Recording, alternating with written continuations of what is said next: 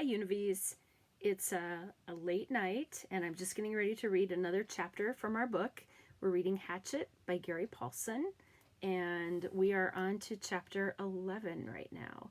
You might remember that Brian just found some eggs from a turtle, and he was eating those, and he was hoping that he would store them in the shelter, and he said and eat one a day to try to keep the hunger down.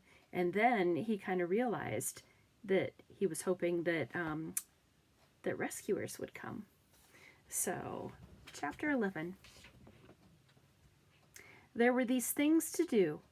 He transferred all of the eggs from the small beach into the shelter, reburying them near his sleeping area. It took all his will to keep from eating another one as he moved them, but he got it done, and when they were out of sight again, it was easier. He added wood to the fire and cleaned up the camp area. A good laugh, that, cleaning the camp. All he did was shake out his windbreaker and hang it in the sun to dry the berry juice that had soaked in and smooth the sand where he slept. But it was a mental thing. He had gotten depressed thinking about how they hadn't found him yet, and when he was busy and had something to do, the depression seemed to leave. So there were things to do. With the camp squared away, he brought in more wood. He had decided to always have enough on hand for 3 days, and after spending one night with the fire for a friend, he knew what a staggering amount of wood it would take. He worked all through the morning, and at the wood, breaking down dead limbs and breaking or chopping them in smaller pieces, storing them neatly beneath the overhang. He stopped once to take a drink at the lake, and in his reflection, he saw that the swelling on his head was nearly gone. There was no pain. So he assumed that it had taken care of itself. His leg was also back to normal, although he had a small pattern of holes, roughly star-shaped, where the quills had nailed him. And while he was standing at the lakeshore taking stock, he noticed that his body was changing. He had never been fat, but he had been slightly heavy, with a little extra weight just above his belt at the sides. This was completely gone, and his stomach had caved in to the hunger, and the sun had cooked him past burning so that he was tanning, and with the smoke from the fire, his face was starting to look like leather. But perhaps more than his body was the change in his mind, or the way he was becoming. I am not the same, he thought. I see, I hear differently. He did not know when the change started, but it was there. When a sound came to him now, he didn't just hear it, but would know the sound. He would swing and look at it. A twig breaking, a movement of air, and know the sound as if he were somehow could move his mind back to the wave of the sound to the source. He could know what the sound was before quite realizing he had heard it.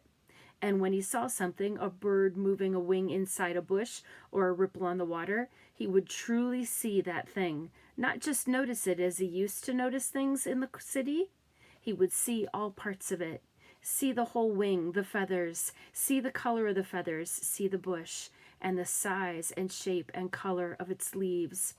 He would see the way the light moved with the ripples on the water, and see that the wind made the ripples, and which way that wind had to blow to make the ripples move in that certain way.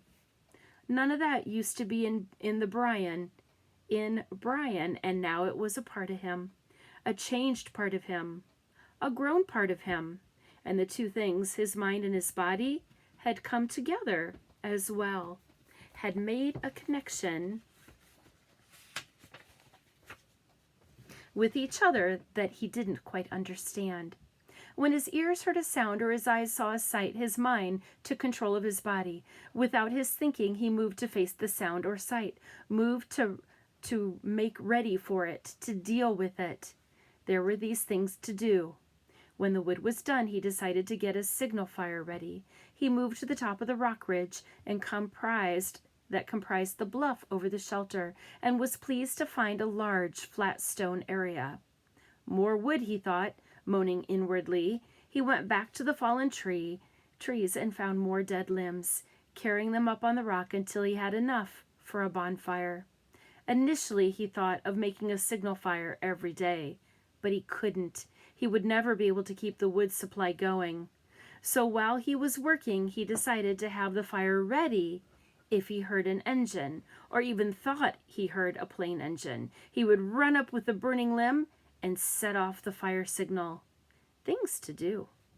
At the last trip to the top of the stone bluff with the wood, he stopped, sat on the point overlooking the lake, and rested. The lake lay before him, 20 or so feet below, and he had not seen it this way since he had come in with the plane. Remembering the crash, he had a moment of fear, a breath-tightening little rip of terror, but it passed, and he quickly was caught up in the beauty of the scenery. It was so incredibly beautiful that it was almost unreal. From his height, he could see not just the lake, but across part of the forest, a green carpet, and it was full of life. Birds, insects, there was a constant hum and song. At the other end of the bottom of the L, there was another large rock sticking out over the water, and on top of the rock, a snaggly pine had somehow found food and grown, bent and gnarled. Sitting on one limb was a blue bird with a crest and sharp beak. A kingfisher, he thought of a picture he had seen once, which left the branch while he was watching and dove into the water. It emerged a split part of a second later, and in its mouth was a small fish, wiggling silver in the sun. It took the fish to the limb, juggled it twice, and swallowed it whole. Fish! Of course, he thought, there were fish in the lake, and they were food, and if a bird could do it. I need to take a quick break and see if Berlioz will come up. Hi, Bear, come here. Come here, come say hi. Come here. Oh, come here, scaredy cat. Come here. I know, come here. So, boys and girls, this is my kitty cat Berlioz. He's the one with only 3 legs.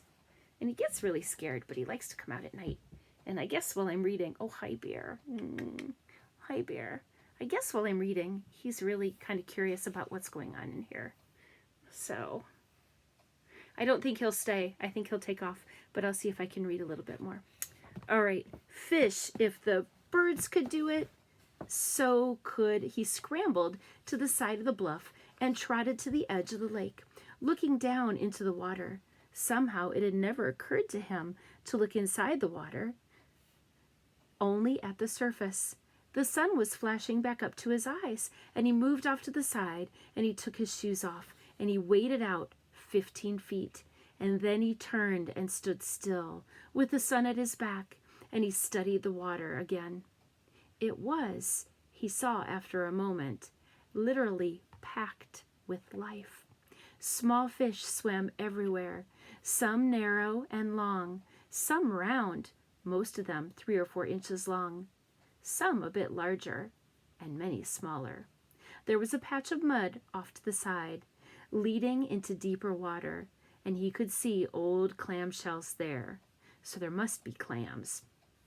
As he watched, a crayfish, looking like a tiny lobster, left one of the empty clamshells and went to another to look for something to eat, digging with its claws. While he stood, some of the small roundish fish came quite close to his legs, and he tensed, got ready, and made a wild stab of grabbing at one of them. They exploded away in 100 little flicks of quick light, so fast that he had no hope of catching them that way. But they soon came back, seemed to be curious about him. As he walked from the water, he tried to think of a way to use that curiosity to catch them. He had no hooks or string, but if he could somehow lure them into the shallows and make a spear, a small fish spear, he might be able to strike fast enough to get one. He would have to find the right kind of wood, slim and straight. He had seen some willows up along the lake that might work, and he could use the hatchet to sharpen it and shape it while he was sitting by the fire tonight. And that brought up the fire, which he had to feed again. He looked at the sun and saw it was getting late in the afternoon. And when he thought of how late it was, he thought that he ought to reward all his work with another egg, and that made him think that some kind of dessert would be nice. He smiled when he thought of dessert so fancy, and he wondered if he should move up the lake and see if he could find some raspberries after he banked the fire, and while he was looking for the right wood for a spear. Spear wood, he thought, and it all rolled together, just rolled together and rolled over him. There were these things to do. Again, that kind of makes me think of us, because I know we're kind of stuck inside our houses. But you know, if you keep busy and you keep into a routine and you get up in the morning and you brush your teeth and you put on clothes and you just go about doing what we would normally do, then the chances are it's going to really help you not get so depressed and not be so sad and be able to really get through all this. Because you have to remember, we are all in this together. So people everywhere are having to do the same thing. So, all right, I'm glad you got to see Berlioz. Let's see, that's the side with his leg. The side without his leg is on this side. Let's see if I can turn him carefully. Right here, that's where you should have a leg. Oh, Bear, I know you're not cooperating. Oh, sorry, I'm not sitting you down very well. Okay, I guess we should say goodnight. So, thanks for listening, and I will see you all tomorrow. I hope you have a good night. All right, bye.